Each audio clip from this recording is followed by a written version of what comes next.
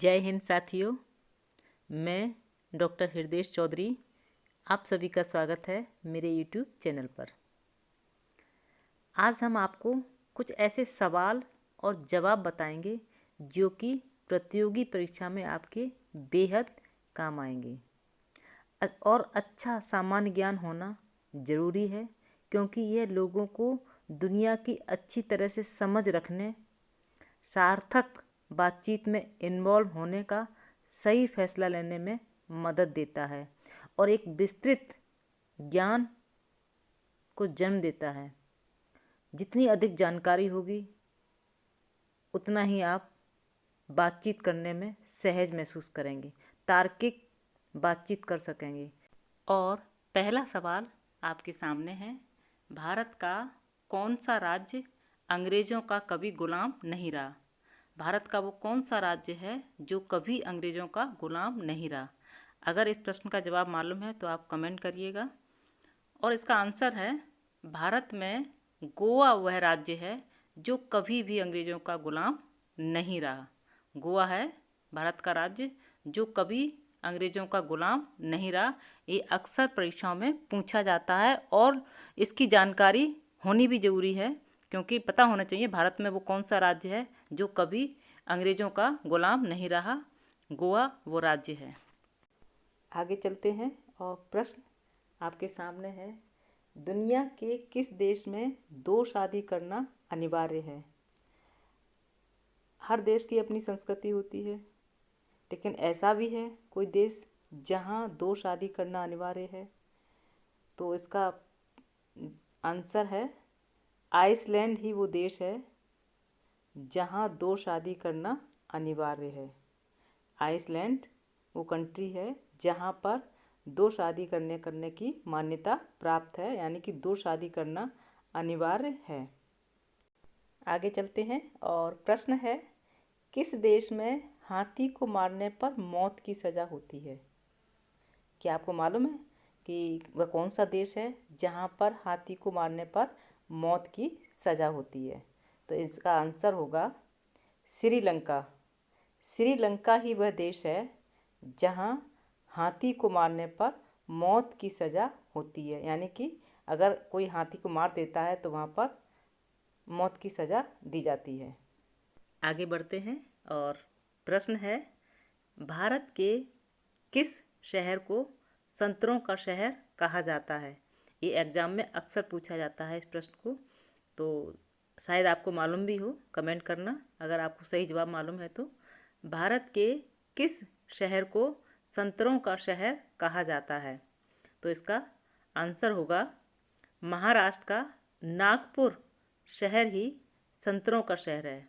महाराष्ट्र का नागपुर शहर ही संतरों का शहर है, जिसे ऑरेंज सिटी के नाम से भी जाना जाता है।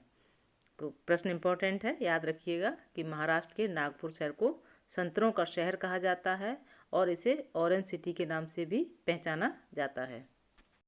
आगे बढ़ते हैं और प्रश्न है, कौन सा देश है जहां एक भी ट्रैफिक सिग्नल नहीं है? ताज्जुब की बात है, लेकिन कोई ऐसा देश तो है जहां ट्रैफिक सिग्नल नहीं है। अगर आपको इसका जवाब मालूम है तो कमेंट करना कि वो कौन सा देश है जहां एक भी ट्रैफिक सिग्नल नहीं है। तो इसका आंसर होगा भूटान। भूटान एक ऐसा देश है जहां एक भी ट्रैफिक सिग्नल नहीं है। इसकी जानकारी सभी को होनी चाहिए। और इस वीडियो में हमने सभी वो प्रश्न लिए हैं जो परीक्षा की तैयारी कर रहे हैं, उनके लिए तो ज़रूरी है ही। जो परीक्षा की तैयारी नहीं कर रहे हैं, सभी को ऐसे प्रश्नों की जानकारी होनी चाहिए। अब हो सकता है कुछ लोगों को पता हो, लेकिन अधिकांश लोगों को नहीं पता होगा कि एक ऐसी भी कंट्री है जहाँ पर ट्रैफिक सिग्नल नहीं है। ऐसी भी कंट्री है जहाँ 2 शादियों को अनिवार्य माना जाता है। तो ये प्रश्नों के जवाब सबको मालूम होना चाहिए। तो इस वीडियो को ध्यान से सुनिएगा, और वीडियो पसंद आ रही है तो वीडियो को लाइक कीजिएगा, शेयर कीजिएगा और चैनल को सब्सक्राइब करना न भूलें। आगे चलते हैं और प्रश्न है, वो कौन सा देश है जहाँ एक भी नदी नहीं बहती है? सरप्राइज्ड? ऐसा कौन सा देश है जहाँ एक भी नदी नहीं बहती है? आंसर होगा सऊदी अरब।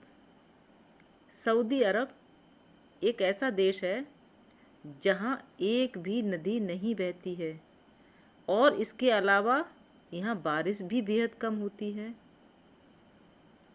यानी कि बहुत सी चीज़ें हैं दुनिया में ऐसी जिनकी जानकारी हम लोगों को नहीं है। यानी कि बहुत कुछ सीखना है, बहुत कुछ जानना है। इसीलिए आज हमने ये वीडियो बनाई है, जिससे बहुत सी ऐसी चीज़ें हैं जिनसे अनभिज्ञ हैं, नहीं जानकारी है। लेकिन ये वीडियो आपके लिए बहुत उपयोगी होगी। सभी लोग बहुत ध्यान से सुने इस वीडियो को, क्योंकि परीक्षा में और इंटरव्यू में भी ऐसे प्रश्न पूछे जा सकते हैं। आगे चलते हैं और प्रश्न आपके सामने है। वो कौन सा शहर है, वो कौन सा शहर है जो 3 भाषाओं से मिलकर बना है? क्या आपने कभी सोचा है कि हमारे भारत में एक ऐसा भी शहर है जो 3 भाषाओं से मिलकर बना है? हो सकता है कभी आपने ध्यान ना दिया हो, लेकिन इंटरेस्टिंग प्रश्न है और जानकारी होना ज़रूरी है। तो चलते हैं, बताते हैं कि वो कौन सा शहर है जो 3 भाषाओं से मिलकर बना है। तो इसका आंसर होगा अहमदाबाद। अहमदाबाद 3 भाषाओं से मिलकर बना है। अब थोड़ा एक्सप्लेन करते हैं कैसे। अहमदाबाद का अहम शब्द संस्कृत का है, और जबकि द शब्द अंग्रेजी का है, और वहीं पर बाद शब्द हिंदी का है। तो इस तरह से अहम संस्कृत का, द अंग्रेजी का, बाद हिंदी का। तो इस तरह से अहमदाबाद 3 भाषाओं से मिलकर शहर बना है। इसकी जानकारी शायद कम ही लोगों को होगी, लेकिन ऐसी चीज़ों की जानकारी होनी चाहिए जो हमारे जो मानसिक स्तर को, IQ को बहुत ऊंचा उठाती हैं। आगे चलते हैं और प्रश्न आपके सामने है। किस नदी को लंदन की गंगा नदी कहा जाता है? जैसे अपने यहाँ भारत में गंगा नदी है, उसी तरह लंदन की वो कौन सी नदी है जिसे लंदन की गंगा नदी कहा जाता है? तो इसका आंसर होगा टेम्स नदी। टेम्स नदी को लंदन की गंगा नदी कहा जाता है। ये प्रश्न इम्पोर्टेंट है, अक्सर परीक्षाओं में आता है, तो उसको ध्यान रखिएगा कि लंदन की गंगा नदी किसे कहा जाता है? टेम्स नदी को लंदन की गंगा नदी कहा जाता है।